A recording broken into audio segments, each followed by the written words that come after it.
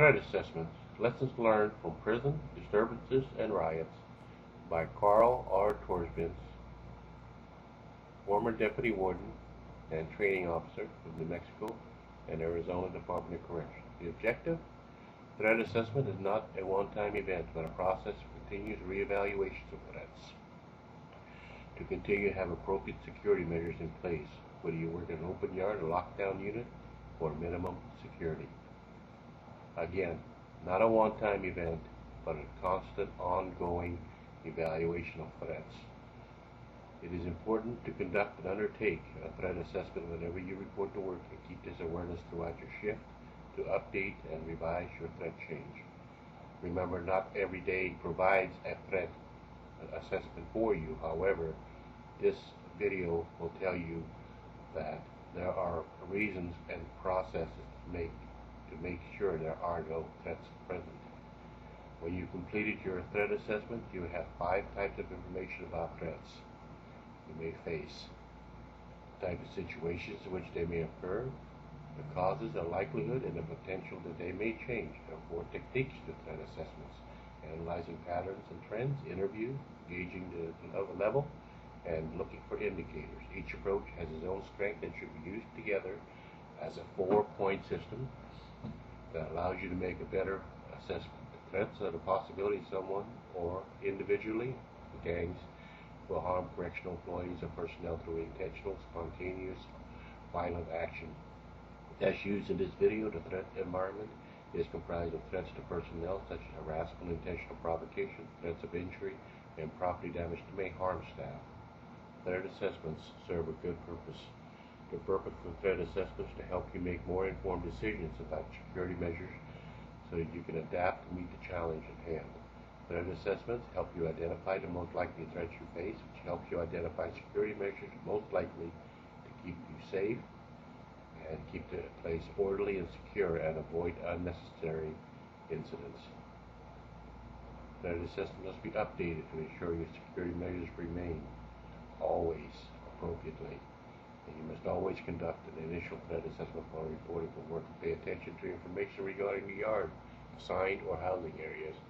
Look at moods, tension levels, prior threat assessments, and adapt the appropriate staffing pattern and security measures, such as walk-in twos, carry the fogger, notify medical, etc.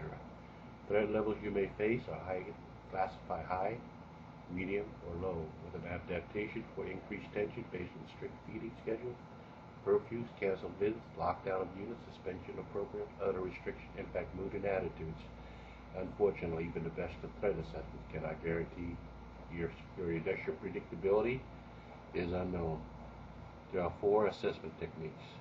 Because each has its own strength and limitation, try to use them all by using the 4-step to develop a complete picture of the threats. Again, it's not a surefire way of making sure that this is how it's going to go down, but it gives you the patterns and the ideas of what the potential of threats are. Careful, structured interviews provide you with broad information on threats others have faced and provide a frame of reference for focusing on assessment techniques. Interviews are a good starting point. Even those new to the area can take minimum amounts of time to do an interview and usually provide basic information on threats, which allows you in turn to focus on using resources effectively and reporting this to supervisors. Remember, interviews by themselves rarely yield enough data that is reliable and specific enough. Focus on key questions.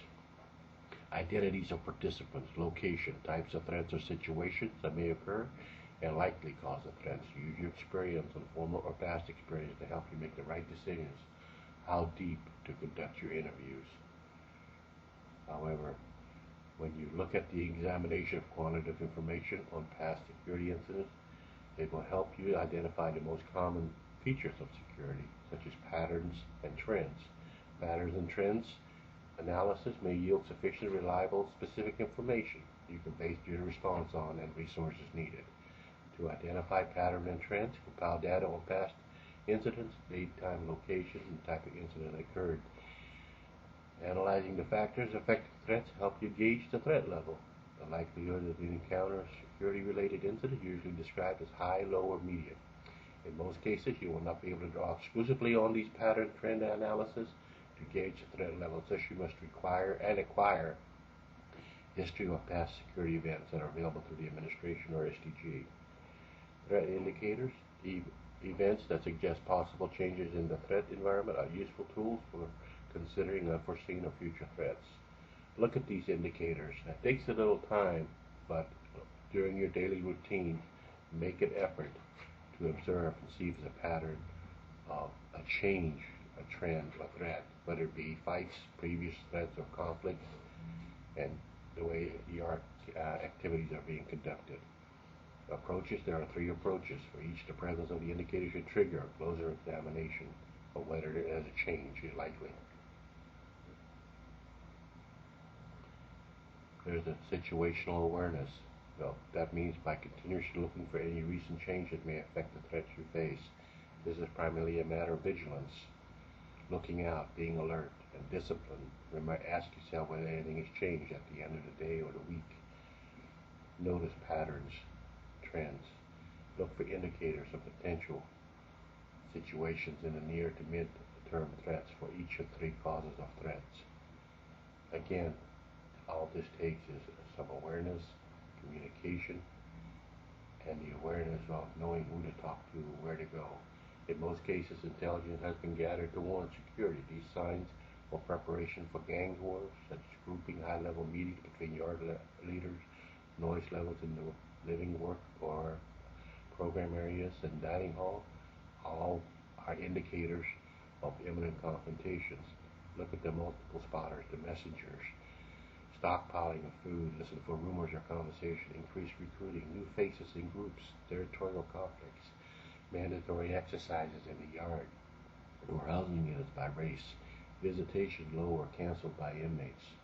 These are all warnings, all signs that you need to look at.